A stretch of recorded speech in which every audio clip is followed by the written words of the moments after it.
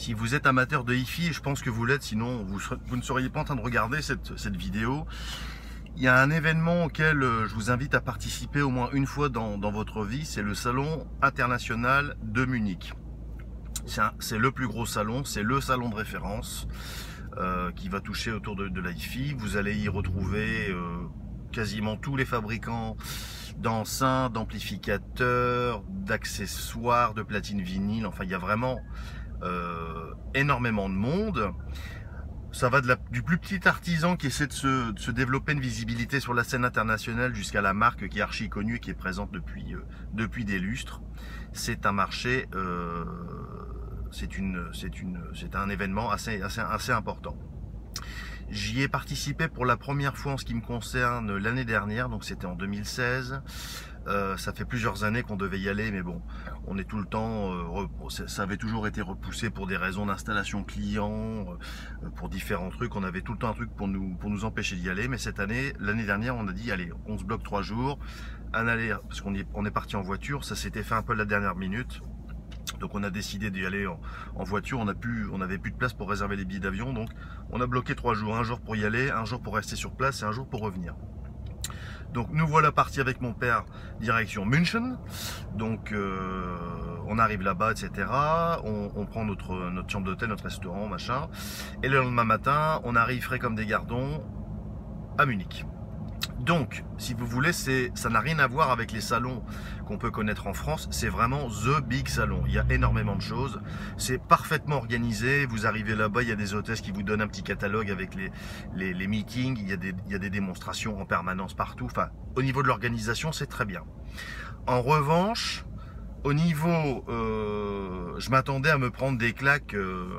Je dis bien des claques en termes d'installation, de performance sonore. Enfin, je m'attendais vraiment, parce que quand vous allez sur des salons comme ça, écouter des systèmes à 200 ou 300 000 euros, il y en a, hein, et il y en a pas qu'un seul, il y a plusieurs installations de ce type-là. C'est un peu comme si vous vous étiez préparé à monter dans une Ferrari, et puis qu'au moment de l'accélération, vous avez plutôt l'impression de vous retrouver dans un Renault Koleos que dans une Ferrari. Bon, c'est pas la même sensation tout à fait. Donc j'ai été un peu déçu par rapport à ça, parce que j'ai écouté des systèmes qui coûtaient très cher, énormément de systèmes qui coûtaient très cher et qui tenaient absolument pas leurs promesses. Je pense qu'on a des systèmes au magasin qui marchaient mieux, qui coûtaient 20 fois moins cher. Je suis sérieux, ça va en choquer plus d'un, mais s'il y a des gens qui m'écoutent dans cette vidéo et qui ont déjà été à Munich, j'aimerais quand même bien, je parle de gens qui ont déjà écouté des systèmes, hein, des gens qui ont une certaine expérience. Je parle pas des gens qui ont été visiter ça comme ça, entre guillemets en touriste. Je parle éventuellement des professionnels. Je sais qu'il y a des professionnels qui me suivent sur cette page. Est-ce que je dis des bêtises? Est-ce que je suis dans mon petit délire d'excessif, etc. Je ne pense pas. Donc le premier point, c'est des systèmes qui coûtent extrêmement cher et qui finalement sont pas très performants. Le deuxième aspect des choses que j'ai pu constater sur Munich, c'est la décorrélation totale entre ce que nous on constate au magasin au quotidien, c'est-à-dire le besoin, la recherche des clients en moyenne. Alors évidemment, nous on est un magasin de Lille, on n'est pas un magasin sur Dubaï ou sur Hong Kong ou à Singapour où on reçoit des multimilliardaires tous les jours qui ont fait fortune de je ne sais quelle manière, mais on a des produits qui ne correspondent, enfin, ce qui est exposé, la grosse majorité de ce qui est exposé à Munich, c'est ce qui est totalement invendable dans la réalité. Si vous voulez, entre ce que les fabricants proposent et ce que les clients recherchent, il y a un gros souci. À un moment donné, je pense que il y a un lien qui se fait pas et on se retrouve avec des produits qui sont totalement... Alors quand je dis des produits totalement invendables, c'est des enceintes qui font 2,50 m de hauteur et qui pèsent 250 kg. C'est des amplificateurs, des blocs mono qui font la taille d'un petit lave-vaisselle. C'est des câbles qui font la taille d'un anaconda. J'en ai vu. De toute façon, vous pouvez vérifier facilement. Vous allez regarder les photos du salon de Munich, vous verrez tout à fait ce que je veux dire par là. Alors, mon idée, c'est pas de casser les produits haut de gamme, parce que des produits haut de gamme, des vrais produits haut de gamme, ça existe. Des produits qui ont de la valeur, des produits qui reflètent un savoir-faire, ça existe. On en a au magasin. Il y a pas que nous, il y a beaucoup de magasins qui travaillent de cette manière. Mais ce que je voudrais dénoncer, entre guillemets, enfin dénoncer, je suis pas là pour dénoncer quoi que ce soit, mais ce que je voudrais, entre guillemets, souligner, c'est la totale décorrélation entre ce qu'on peut trouver, entre ce qu'on peut trouver sur ce type de marché et ce qui se vend réellement, parce que je vous rassure, si vous êtes amateur de hi-fi, vous regardez des catalogues, vous rêvez, vous bavez devant des enceintes à 100 000 ou 200 000 euros. Nous, on est en contact avec des fabricants, c'est des enceintes qui ne se vendent absolument pas. C'est des enceintes qui ne se vendent absolument pas parce que ce sont des enceintes qui ne sont pas faites finalement pour être vendues. C'est des enceintes qui sont faites pour être, entre guillemets, une espèce de vitrine technologique pour montrer le savoir-faire de la marque. Mais moi, à ma connaissance, ce sont des enceintes qui ne se vendent pas ou quasiment pas. Ou alors sur des coups de bol invraisemblables de quelqu'un qui a gagné au loto, des trucs comme ça. J'ai des petites anecdotes croustillantes à vous raconter un de ces jours. Mais c'est pas le sujet. Et la deuxième chose qui m'a vraiment choqué, c'est qu'on passe dans des box, si vous voulez, on passe de box en box, c'est des petits systèmes qui sont composés dans des petites salles, plutôt mal insonorisées, donc là c'est vrai qu'on peut difficilement faire bien marcher un système. Mais vous vous dites, je sais pas, je suis fabricant, je suis là pour montrer un savoir-faire, je suis là pour donner la meilleure écoute possible. Le sujet, c'est pas la meilleure écoute en fait. C'est la course aux décibels, c'est la compétition de celui qui va mettre le plus fort. Je vous explique pas ce qui passe comme musique et à quel niveau il le passe. J'arrive pas à comprendre.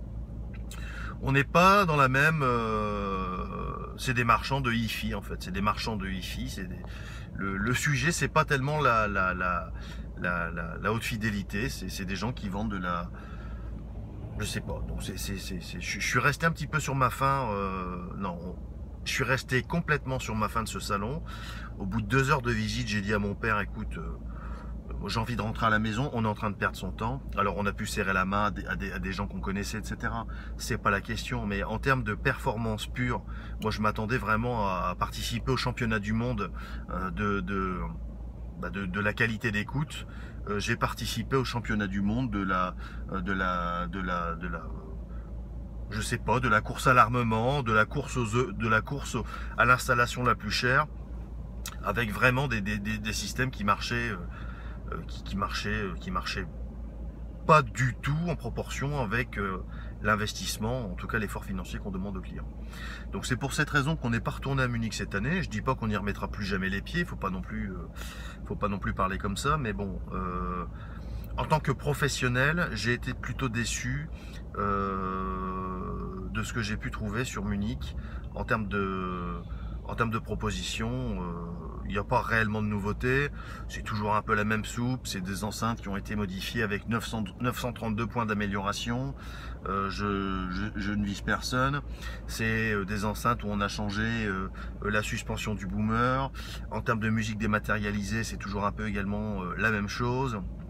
Donc j'ai pas fait de découverte intéressante, si ce n'est quelques petits artisans qui n'ont pas les moyens de se prendre des gros stands et qui sont un petit peu avec une visibilité réduite, et ça c'est un peu dégueulasse, mais bon, c'est malheureusement la loi du marché, qui se retrouvent dans des petits coins pas très visibles et qui peuvent pas vraiment faire la promotion de leurs produits, puisque les gros stands évidemment c'est pour les grosses marques, hein, puisque je rappelle qu'un stand à Munich ça coûte très très cher.